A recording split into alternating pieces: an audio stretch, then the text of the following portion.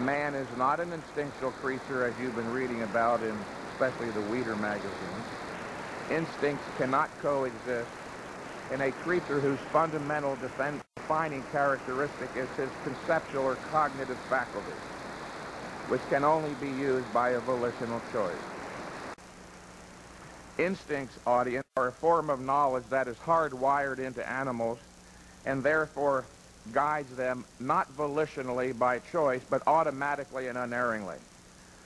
Man is a conceptual being who gains and uses knowledge only by through an act of choice, a process of thought, or a volitional cognitive effort, as stated previously. And it is because one must exercise his power of choice,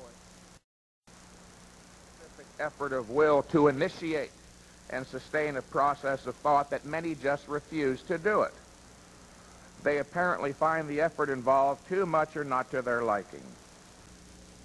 Along with the idea that you should judge not, you also hear the other admonition, keep an open mind. The idea that one should not judge or that he should keep an open mind is actually very dangerous, literally. It is used to keep you confused by suggesting it is a virtue to plausibility to everything. Obviously, everything can be true. Since some ideas you read about contradict other ideas, how can they all be true? Simple logic. No, you should not be concerned with developing an open mind, but an active mind, one that treats ideas critically, seeking to distinguish truth from falsehood. The approach of most bodybuilders to training from the start amounts to little more than a blind leap into the dark. Throughout life, we all, you and I, everybody, were inundated by innumerable theories on every subject, from religion to philosophy, to politics, to the healing arts, nutrition, and bodybuilding science. And because so few in our culture were taught to think rationally or to judge critically, most of us are left disconcertingly confused when confronted with the necessity of making intellectual choices, such as which training theory to employ.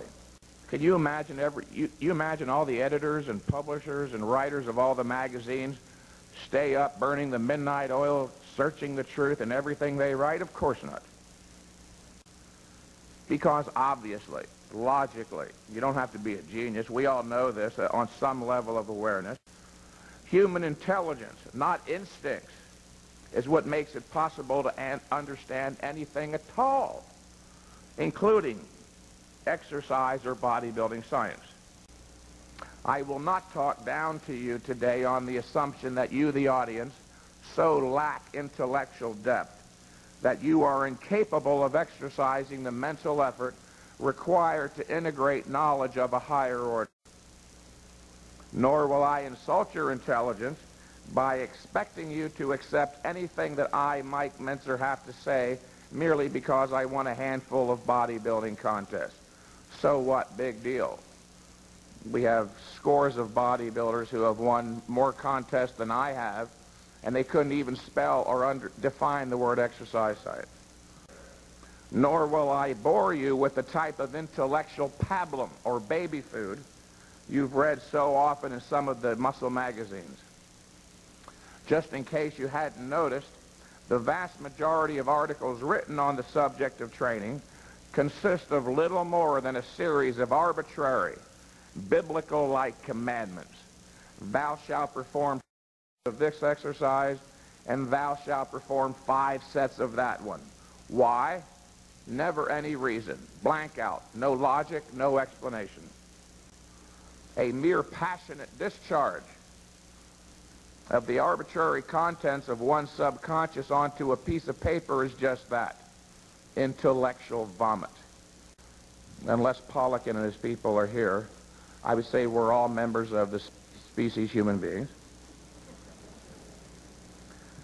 which of course are universal. That is, applicable to all human beings. If every human being's cells, muscles, and organs were constituted and functioned differently, medical science couldn't exist as a viable discipline. Doctors couldn't make diagnoses, perform surgeries, or dispense medicines. It is this precise fact, the fact that the principles of human physiology are obviously universal, is what makes it possible for me to state with absolute, utter, total certainty that there is only one valid, logical theory of productive bodybuilding exercise, i.e., one best way to train. It is not my mere opinion that every human being, literally every human being, requires intense training to stimulate growth. It is a well-authenticated fact beyond debate. And because the magnitude of the toll demanded by high-intensity training is very great, such training must be not cautiously regulated, it must be hyper-cautiously regulated with regard to volume and frequency so you don't overtrain. Overtraining, remember, is not just a mistake. It's the biggest mistake you can make. Overtraining is literally that which prevents you from achieving the desired result. Increases in strength and size. And I'll talk more about that later. Imagination here, because I have yet to meet a good exercise scientist, but just use your imagination a little bit. While the notion that more is better is attractive in its simplicity, it just doesn't work. More is better means fucking more is better. You can't fail. There's a built-in guarantee. Just take off of work for 3 months, train 18 hours a day, and in 3 months you'll look like Dorian Yates. We'll all succeed. As I want to say in many of my recent articles, the science of productive bodybuilding exercise, for Christ's sakes, is not infinitely complex, but there's a lot more to it than the childlike notion of Joe Weider's more is better. For Joe Weider, more money is better than less. Then in his brilliant thinking he concludes, well, since more money is better than less, more training has to be better than less.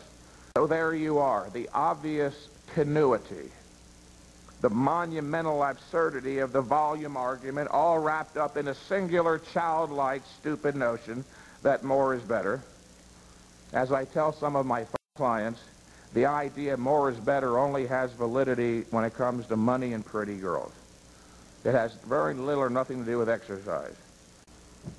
But we're not giving up on the rest of you, even though we seem like pricks. We're very loving people. We do care about the future of the world. We like to have you be part of it.